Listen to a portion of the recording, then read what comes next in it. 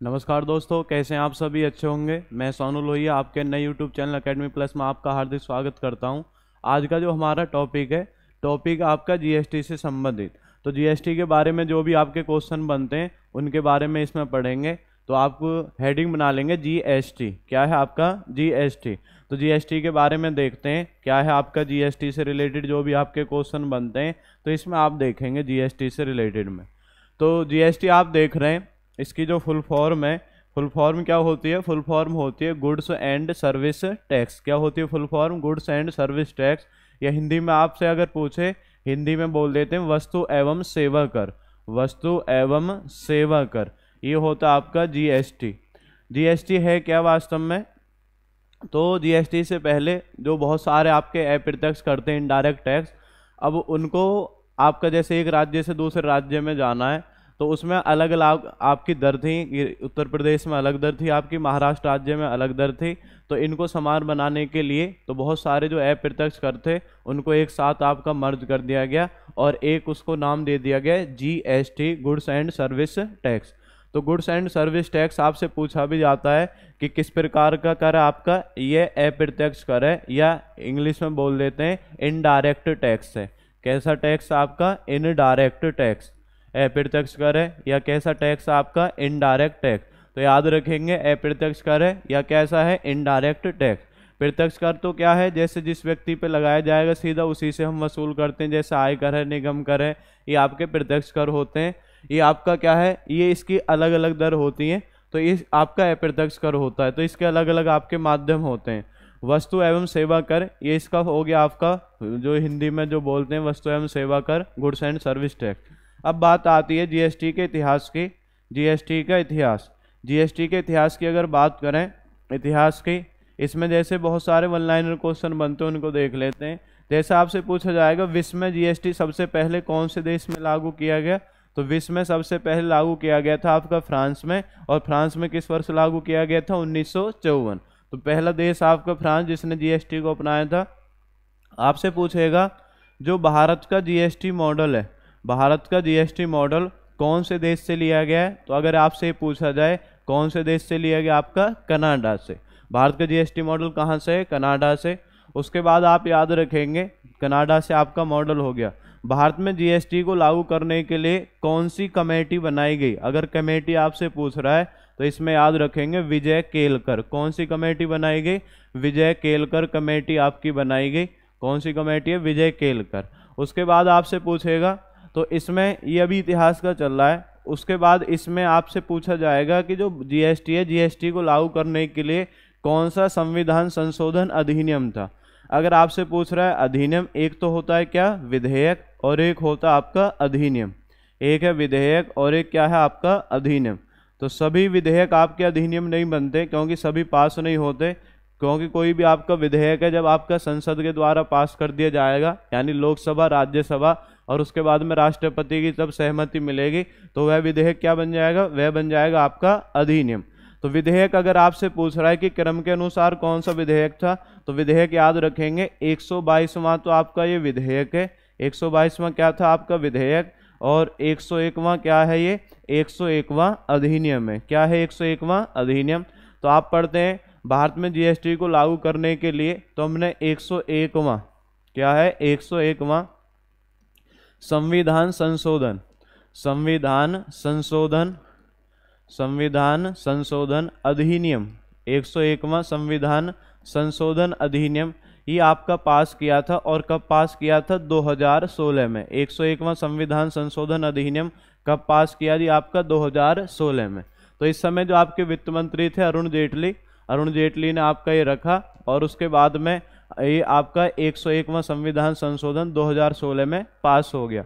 अब यहाँ से दो फैक्ट वाले क्वेश्चन ये बनते हैं कि जो 101वां संविधान संशोधन अधिनियम है वास्तव में सबसे पहले, क्योंकि इसके लिए विशेष बहुमत प्लस आधे से अधिक राज्यों का समर्थन आपका आवश्यक था, तो इसमें आपका आता है कि जो 101वां संविधान संशोधन अधिनियम है इसे स्वीकृति देने वाला पहला राज्य कौन सा था? तो पहला राज्य आप याद रखेंगे असम। पहला राज्य कौन है? असम। और सबसे बाद वाला राज्य कौन है? सबसे बाद वाला राज्य था जम्मू कश्मीर। सबसे बाद वाला कौन है? जम्मू कश्मीर। तो ये भी दोनों फैक्ट याद रखेंगे कि 101वां संविधान संशोधन अधिनियम 2016 में पास हो गया। इसमें आपका पहला स्वीकृति वाला राज्य कौन है? असम। और सबसे बाद में किसने आपका दिया था? जम्मू कश्मीर। एक बार पुनः देख लेंगे वस्तु एवं सेवा कर, ये फैक्ट वाले क्वेश्चन है। तो वस्तु एवं सेवा कर सबसे पहले कौन से देश में लागू हुआ? फ्रांस में। फ्रांस में किस वर्ष लागू हुआ जी? फ्रांस में लागू हुआ 1954 में। भारत में जीएसटी मॉडल कौन से देश से लिया गया है? कनाडा देश से लिया गया है। कमेटी अगर पूछे कौन सी कमेटी थी आपकी? विजय केलकर कमेटी ने आपका बनाया। उसके बाद में जो वस्तु एवं सेवा कर है, वस्तु एवं सेवा कर आपसे पूछा जाएगा कि कौन सा अधिनियम, मतलब कौन सा विधेयक था? 122वां। अधिनियम कौन सा था क्रम के अनुसार? 101वां। 101वां जो अधिनियम है ये आपका कब पास हुआ है? 2016 में। उसके बाद इसमें कि सबसे पहले इसको जो कानूनी रूप में मान्यता देने वाला कौन था आपका? असम। और उसके बाद में सबसे बाद में स्वीकृति दी किसने दी है? जम्मू कश्मीर। तो इसका प्रारंभिक आपका प्रारूप हो गया जो जीएसटी से रिलेटेड है। यहाँ तक क्लियर हो गया। उसके बाद में पढ़ते हैं जो जीएसटी है। तो जीएसटी इसमें आप पढ़ेंगे कि जीएसटी कितने दरों पर लागू है, कैसे आपके कितनी दर किस पे लागू होती है। तो इसके बारे में आगे बढ़ते हैं।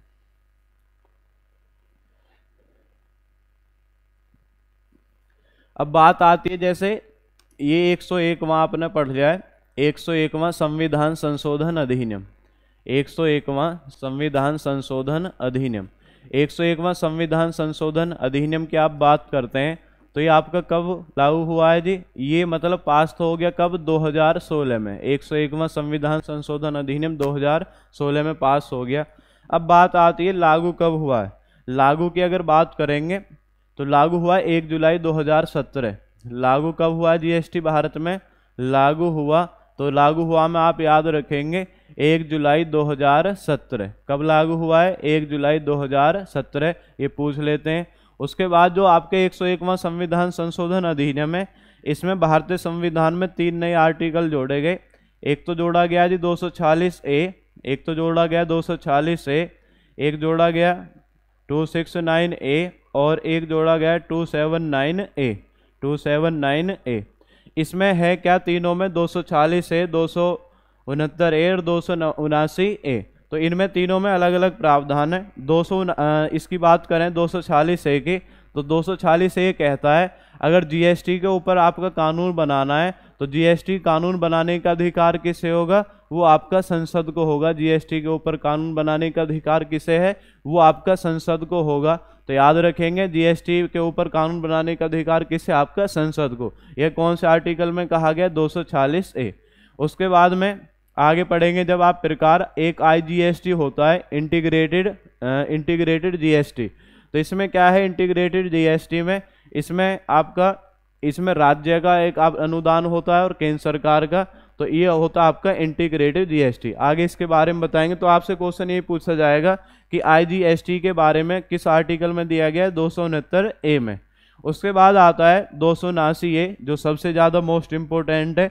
सबसे ज़्यादा मोस्ट इम्पोर्टेंट इसलिए जो आपकी जीएसटी परिषद है, जीएसटी परिषद का जो गठन है वो कौन से आर्टिकल में मिलता है? 279A। तो आपको याद रखना है 101वां संविधान संशोधन अधिनियम के द्वारा तो 2016 में, लेकिन लागू कब हुआ है? 1 जुलाई 2017 में। कितने आर्टिकल जोड़े गए? 3, 246A, 269A, 279A। तो ये 3 नए आर्टिकल आपके जोड़ दिए गए थे। ये क्रम से आपका हो गया, क्लियर हुआ सभी का। आगे बढ़ते हैं इसी क्रम में। अब बात आती है ये संविधान संशोधन अधिनियम आपने पढ़ लिया। अब बात आती है जो जीएसटी है, जीएसटी कितने दरों पर लागू है? जीएसटी की दर कितनी है? जीएसटी दर तो याद रखेंगे जीएसटी दर की अगर बात कर रहा है, जीएसटी दर कितनी है? तो जीएसटी दर वास्तव में कितने प्रकार की आपकी? 5 हैं। 5 स्लैब बनाए हमने जीएसटी के लिए। और 5 स्लैब कौन कौन से? एक तो 0% है, एक 5% है, एक 12% है, एक 18 है और एक क्या आपका 28। कितने दर हैं आपके? 5। 0, 5, 12, 18 और 28। जीरो की अगर बात करें जो हमारे दैनिक उपयोग में आने वाली आपकी वस्तुएं हैं जिनका आवश्यक है हमारे लिए उपभोग, तो इसमें देख रहे हैं आप 0% में जैसे दूध है, अंडा है, अनाज है, सब्जी है, इन पे आपका 0% जीएसटी लगता है। इन पे कोई जीएसटी का चार्ज नहीं लगता अलग से। उसके बाद में जैसे आप देख रहे हैं चीनी, मसाले, चाय, दवाई आदि, इन पे कितना आपका 5% जीएसटी आपको देना होगा। उसके बाद आप देख रहे हैं जैसे बटर घी है, जो पैक सामान होते हैं, उसके बाद फ्रूट जूस है, अचार है, मुरब्बा, चटनी वगैरह और जैम जेली वगैरह, अगर इन पे पूछ रहा है तो इन पे कितना जीएसटी लगता है, इन पे लगता है आपका 12%। कितना लगता है? 12%। उसके बाद आप याद रखेंगे जैसे हेयर ऑयल है या टूथपेस्ट, साबुन वगैरह हैं, इन पे कितना लगता है आपका 18% जीएसटी लगेगा इन पे। और उसके बाद जो हमारे ऐशो आराम के सामान होते हैं उन पे जैसे एसी है, फ्रिज है, इनके बगैर काम भी चल सकता है, लेकिन ऐशो आराम के जितने भी आपके सामान है, पिज्ज़ा, बर्गर वगैरह, तो इन पे आपका कितना लगता है? 28% जीएसटी। कितना लगेगा? 28%। तो भारत में जीएसटी कितनी दर है आपकी? 5 दरें, 0, 5, 12, 18, 28। उनके कुछ एग्जाम्पल हैं, वैसे तो बहुत सारे आपके वो इसमें पूरी लिस्ट दी हुई है, लेकिन कुछ आपको जैसे थोड़ा सा इससे क्लियर हो जाएगा। तो 0, 5, 12, 18, 28 ये आपकी 5 दरें हैं जिनमें जीएसटी की आपका लागू होता है। आगे देखते हैं जी नेक्स्ट। अब बात आती है जीएसटी काउंसिल की। जीएसटी काउंसिल या हिंदी में आप पढ़ते हैं जीएसटी परिषद। जीएसटी काउंसिल या क्या पढ़ते हैं? जीएसटी परिषद। जीएसटी परिषद की अगर बात करें, जीएसटी परिषद का जो उल्लेख है ये आर्टिकल 279A में मिलता है। फिर बात आती है जो जीएसटी परिषद है इसमें कुल सदस्यों की संख्या कितनी है। जीएसटी परिषद में कुल सदस्यों की संख्या अगर आपसे पूछ रहा है तो ये याद रखेंगे, जीएसटी परिषद में कुल सदस्यों की संख्या कितनी है? 33। कितनी है इसमें संख्या? 33। अब 33 कौन कौन होंगे? 33 में आपको याद रखना है दो तो हो गए आपके केंद्र सरकार से। दो केंद्र सरकार से कौन कौन हो गए वो देखेंगे।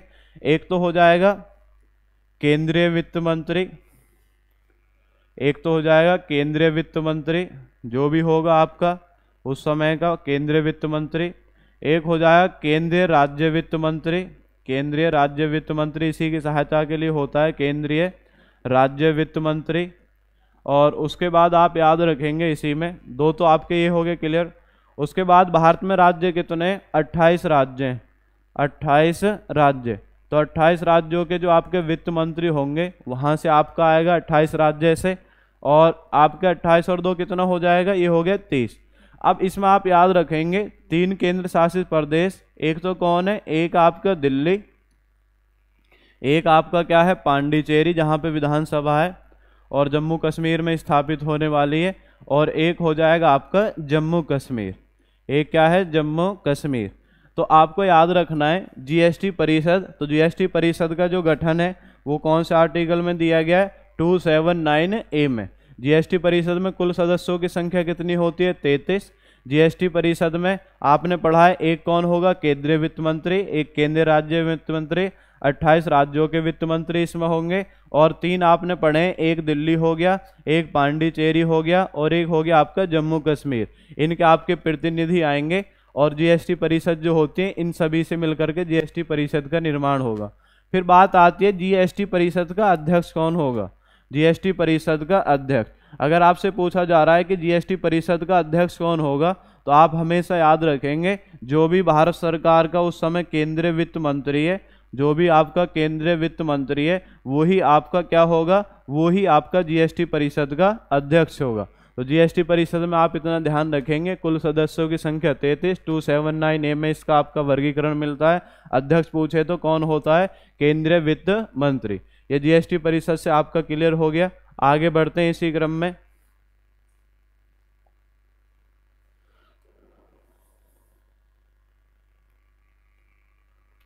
अब आप देख रहे हैं जीएसटी-IN। जीएसटी-IN, जीएसटी-IN है क्या? इसे आप देखेंगे जीएसटी-IN। जीएसटी-IN की अगर बात करें तो इसका फुल फॉर्म बनता है goods and service tax, goods and service tax identification number, identification number, goods and service tax identification number. तो जो जीएसटी होता है तो जीएसटी के लिए एक आपका नंबर लिया जाता है, उसे जीएसटी-IN बोल देते हैं या टिन नंबर आप कहते हैं जैसे शॉर्ट में। तो इसमें goods and service tax identification number इसे बोलते हैं। तो GSTIN जो नंबर होता है कुल 15 अंकों का होता है और इसमें हर राज्य के लिए अलग पहचान होती है, उसके बाद पैन नंबर वगैरह। तो इसमें आप देखेंगे एक तो पहले बात आती है GSTIN। तो GSTIN एक आपका विशेष नंबर होता है और कुल कितने अंक होते हैं इसमें? कुल अंक होते हैं आपके 15। कुल कितने अंक हैं इसमें? कुल अंक होते हैं आपके 15। अब 15 में भी अगर डिवाइडेशन की बात करें, इसमें भी डिवाइडेशन होता है। प्रथम अंक 2 अंक अलग होंगे, ये प्रथम 2 अंक आपके अलग, प्रथम 2 अंक अलग होंगे आपके, इनकी अलग पहचान होगी। प्रथम 2 अंक बीच में जो आपके 10 अंक है इनकी अलग है, बीच में 10 अंक इनकी आपकी अलग पहचान है। और बाद में जो आपके 3 अंक हैं इनकी अलग पहचान है, बाद में 3 अंक की अलग पहचान है, ये याद रखेंगे, बाद में 3 अंक की अलग पहचान। तो कुल कितने अंक होते हैं आपके? 15 अंक होते हैं। जैसे GST नंबर आपको दिया जाएगा तो उसमें टोटल 15 अंक मिलेंगे। अब बात करते हैं प्रथम 2 अंक। प्रथम 2 अंक की अगर बात करें तो कोई भी आपका राज्य है उसके लिए एक आपका कोड दिया जाता है कि आपके लिए ये कोड आपका लागू रहेगा। बीच में जो 10 अंक है ये आपका कोई पैन नंबर है या GST से संबंधित आपका पैन नंबर, वो आपका दिया जाएगा। और बाद में जो 3 अंक है ये आपका विशेष पहचान के लिए होते हैं। तो इसमें याद रखना है प्रथम अंक तो ये होती है राज्य की पहचान। क्या होती है इसमें? राज्य की पहचान। जैसे आप बात करें उत्तर प्रदेश के, तो उत्तर प्रदेश के लिए आपका 09 कितना है? 09। अगर उत्तर प्रदेश के अंदर GST नंबर लेते हैं तो आपका कितना से शुरुआत होगी? उसकी 09 से शुरुआत होगी। बीच में जो 10 अंक है ये आपका जो पैन नंबर होता है, पैन नंबर के इसमें एक आपका विशेष अंक दिया जाता है पैन नंबर की पहचान के लिए। और उसके बाद में जो 3 अंक है ये आपका जो GST नंबर है उसकी एक विशेष पहचान दर्शाता है, ये विशेष पहचान दर्शाता है, विशेष पहचान दर्शाता है। तो आपको टोटल याद रखना है GSTIN में टोटल कितने अंकों का होता है? 15 अंकों का होता है। प्रथम 2 अंक आपके किसकी पहचान के लिए? राज्य की पहचान के लिए।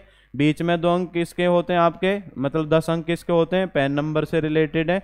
और बाद में 3 अंक ये विशेष पहचान आपका दर्शाता है। तो इसमें याद रखना है ये होगा GSTIN। तो टोटल कितने अंकों का होता है? 15 अंकों का होता है। आगे बढ़ते हैं जी इसी क्रम में। क्लियर हो गया सभी का? नेक्स्ट आगे बढ़ते हैं। अब बात आती है GST के प्रकार की। GST के प्रकार, GST के अगर प्रकार की बात करें, GST के प्रकार, तो GST आप 4 प्रकार इसमें होते हैं। GST के 4 प्रकार कौन कौन से होते हैं? एक तो होती है CGST, एक होती है SGST, एक होती है UTGST और एक होती है IGST। IGST एक कौन सा हो गया आपका? CGST, एक हो गया SGST, एक हो गया UTGST और एक क्या हो गया आपका? IGST, integrated GST। अब इनमें अंतर क्या है? SGST का मतलब है, जैसे C पूछ रहे हैं, यहाँ पे C शब्द है तो ये बन जाएगा सेंट्रल GST, मतलब केंद्र सरकार को जो आपका जाएगा तो हो जाएगा सेंट्रल GST। उसके बाद है SGST। SGST क्या है? स्टेट GST, जो राज्य के लिए आपका दिया जाएगा। UTGST यानी यूनियन टेरिटरी, ठीक है, केंद्र शासित जो आपके प्रदेश हैं, यूनियन टेरिटरी, यूनियन टेरिटरी, तो यूनियन टेरिटरी हो जाएगा। और IGST क्या है? Integrated GST। क्या है? Integrated GST। क्या है आपका? Integrated GST। तो आपके कितने प्रकार का होता है GST? 5 प्रकार का होता है। एक आपने पढ़ लिया है CGST, तो सेंट्रल GST बन जाएगा। SGST स्टेट GST बन जाएगा। UTGST आपका यूनियन टेरिटरी GST बन जाएगा। IGST क्या बन जाएगा? Integrated GST। क्या बन जाएगा? Integrated GST।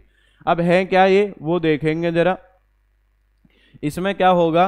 जो CGST होता है, तो जैसे CGST में होता है जिसमें जैसे एग्जाम्पल 4 के लिए आप मैकडोनाल्ड गए और आपने वहाँ पे बर्गर का उपभोग किया। अब बर्गर का जब आपके पास बिल आएगा तो उस बिल में जैसे नीचे आप टोटल, जैसे एग्जाम्पल 4 100 रुपये का आपका बर्गर है, अब उसमें क्या है? प्लस 28% आपका GST लग गया। क्या लग गया आपका? 28% GST लग गया।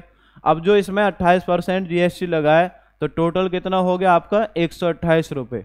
अब ये जो 28% GST है, जैसे आप अगर उत्तर प्रदेश के अंदर इसे खा रहे हैं, उत्तर प्रदेश के किसी शहर में, तो इसमें से क्या होगा? तो उसमें नीचे लिखा आ जाएगा बिल में कि SGST, SGST यानी स्टेट में कितना हो जाएगा आपका 14%, और जो CGST केंद्र सरकार को तो जाना ही जाना है, और CGST इसमें आपका कितना हो जाएगा 14%। तो इस तरीके से डिवाइडेशन हो जाएगा। एग्जाम्पल 4 के लिए आपको बता दिया है, जैसे 28% GST लगा तो 28% में से केंद्र जो आपका राज्य है, राज्य को कितना मिल गया 14%, और केंद्र सरकार को कितना चला गया आपका 14%। तो ये क्या हो गया आपका, ये हो गया जो CGST है, SGST है, ये क्लियर हो गया। उसके बाद में ऐसे अगर आप कोई केंद्र शासित प्रदेश है जैसे दिल्ली है, दिल्ली के अंदर किसी वस्तु का आप उपभोग कर रहे हैं या किसी खरीदारी कर रहे हैं, उसके बाद में ऐसे उसमें आपका UTGST और क्या है आपका जो CGST है ये आपका लागू हो जाएगा। ठीक है, तो इस तरीके से हो गया CGST, SGST और क्या हो गया आपका UTGST। अब बात आती है जी IGST क्या है। IGST ये कैसे लगेगा, फुल फॉर्म क्या है, इंटीग्रेटेड GST। IGST की अगर बात करें, जैसे एग्जाम्पल 4 कोई आपका सामान है, कोई सामान है, अब इस सामान का जो उत्पाद है, ये जो सामान आपका बनाया है, ये एग्जाम्पल 4 बना है, ये बना आपका मध्य प्रदेश की किसी कंपनी में। अब मध्य प्रदेश की कंपनी में ये बन गया। अब कंपनी बनने के बाद में इस सामान की मांग कहाँ पर हो रही है, उत्तर प्रदेश में। ये उत्तर प्रदेश सरकार के द्वारा या उत्तर प्रदेश में जो आपके लोग निवास कर रहे हैं वो उस सामान को मंगा रहे हैं। अब इसमें क्या है, जो MP में जो आपका फैक्ट्री है जिसने इसको आपका सामान को बनाया, उत्पाद को बनाया है, अब जैसे आपका ये सेल करेगी तो सेल करने के बाद में ये आपका सामान सेल हो गया, तो ये आपका यहाँ पे उत्तर प्रदेश में भेजा, तो सेल होने के दौरान इसको कोई आपका GST नहीं मिलेगा। ठीक है, GST वहाँ पे मिलेगा जैसे उत्तर प्रदेश में सामान आ गया। अब उत्तर प्रदेश में सामान आने के बाद में जहाँ पर इसको सेल किया जाए, क्योंकि बेचा कहाँ पे जा रहा है, उत्तर प्रदेश में, ये जरूर नहीं है कि कहाँ पे आपका उत्पादन इसका किया जा रहा है, कहाँ पे बेचा जा रहा है, उत्तर प्रदेश में। और उत्तर प्रदेश में बेचे जाने पर एग्जाम्पल 4 के लिए इस पे 14% GST चार्ज है। कितना परसेंट आपका 14% GST चार्ज है।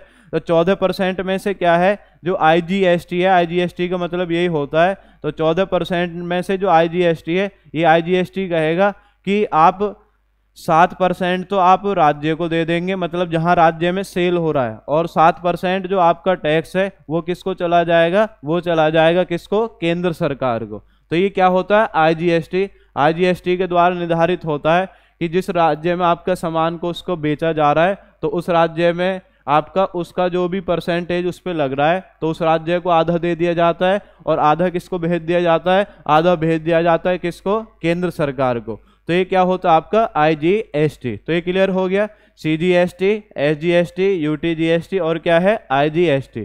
तो ये आपके GST के प्रकार थे। अब इसी क्रम में आगे देखते हैं, नेक्स्ट देख रहे हैं HSN कोड। HSN कोड ये इसका पेपर में पूछा है फुल फॉर्म HSN कोड। तो इसकी पहले फुल फॉर्म जान लेंगे, harmonised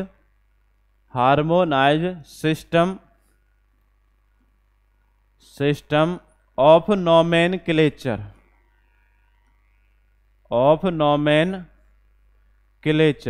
harmonised system of nomenclature. तो इसे देखेंगे क्या होती है नोमेनक्लेचर। ठीक है, सामंजस्य नामकरण प्रणाली, हिंदी में भी आप जान लेंगे, सामंजस्य नामकरण प्रणाली। तो इसे हिंदी में बोल देते हैं सामंजस्य नामकरण प्रणाली। अब इसमें क्या है, ये आपकी अलग से प्रणाली होती है वस्तुओं की पहचान के लिए। तो इसमें 21 तो आपके सेक्शन दिए गए हैं, 21 तो सेक्शन है और 99 आपके चैप्टर हैं। 21 सेक्शन है और 99 आपके चैप्टर हैं। उसके बाद में भी अलग इसमें वर्गीकरण मिलता है आगे के लिए, लेकिन याद रखें 21 क्या है, सेक्शन है, और 99 आपके चैप्टर हैं। अब HSN कोड है क्या, जैसे आप GST में कोई सामान बेच रहे हैं तो उसमें क्या है, उसके ऊपर आपका HSN कोड दे दिया जाएगा। अब HSN कोड के माध्यम से नहीं कि उस पर पूरा लिखना पड़ेगा। जैसे किसी अगर बात करें, जैसे हम जूते की बात करते हैं, जूते के लिए जो शूज हैं आपके, तो शूज के लिए जब आप HSN लिस्ट में जाएंगे तो HSN लिस्ट में जूते के लिए आपका कोड मिलता है 64। कौन सा कोड आपका 64। तो 64 से तो ये दर्शा दिया गया है क्या, ये जूता। जब आप 64 उस पर देखेंगे तो ऊपर ही आपको मिल जाएगा HSN कोड लिखा हुआ 64, तो आप उससे पहचान कर लेंगे इसके अंदर क्या है, जूता है। उसके बाद में जूता कौन सी कंपनी का है, उसके बाद में वो अंक आपको दे दिए जाएंगे, दो अंक आपको दे दिए जाएंगे जूता कौन से आपकी कंपनी का है। उसके बाद में जूते का आपकी क्या खासियत है, उसके बाद में अंक दे दिए जाएंगे।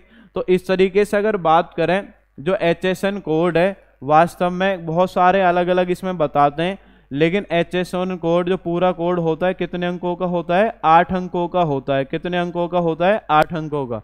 जैसे इससे तो जूता दर्शा दिया, फिर कौन सी कंपनी का है, कितने नंबर का है, क्या इसकी विशेषता है, तो सारे आपका कोड के आधार पर ये बता दिया जाता है। तो ये कितने अंकों का होता है, आपका 8 अंकों का होता है। उसमें भी अलग अलग आपके वर्गीकरण होते हैं। तो आपको याद रखना है HSN code, harmonise system of nomenclature, सामंजस्य नामकरण प्रणाली। इसमें टोटल कितने सेक्शन है, 21 सेक्शन होते हैं, और चैप्टर कितने, 99 चैप्टर।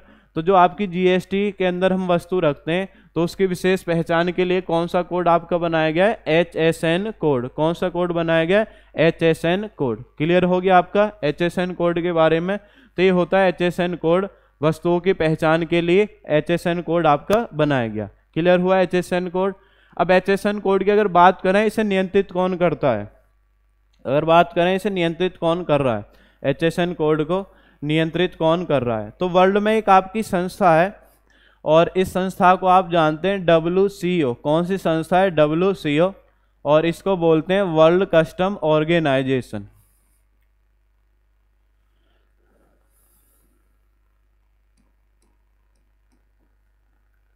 वर्ल्ड कस्टम्स ऑर्गेनाइजेशन, इसको ये नियंत्रित करता है। तो ये इसके बारे में पूछ लिया जाता है, वर्ल्ड कस्टम ऑर्गेनाइजेशन। तो वर्ल्ड कस्टम ऑर्गेनाइजेशन अगर आपसे बात कर रहा है, इसकी स्थापना तो हुई है इसकी 1953 में, लेकिन अगर आपसे पूछे हेडक्वार्टर कहाँ पर है, हेडक्वार्टर है ब्रुसेल्स में। कहाँ पर आपका, ब्रुसेल। तो ब्रुसेल्स में नाटो का हेडक्वार्टर भी आप पढ़ते हैं। तो ये HSN कोड ये GST की विशेष पहचान के लिए आपका दिया जाता है, वस्तुओं की पहचान के लिए। और HSN कोड को नियंत्रित करने वाली संस्था कौन सी है, WCO, वर्ल्ड कस्टम ऑर्गेनाइजेशन। ये किस वर्ष स्थापित हुई है, 1953। मुख्यालय कहाँ पर आपका, ब्रुसेल। कहाँ पर मुख्यालय, ब्रुसेल। तो आपका GST से रिलेटेड क्वेश्चन थे। GST में जो भी महत्वपूर्ण क्वेश्चन है जो आपके इसमें परीक्षा में आने की संभावना है, वो सभी इसमें क्लियर करा दिए गए हैं। तो ये GST के बारे में आप इतना जानेंगे। इसी के साथ आपसे विदाई लेते हैं। धन्यवाद। जय हिंद, जय भारत।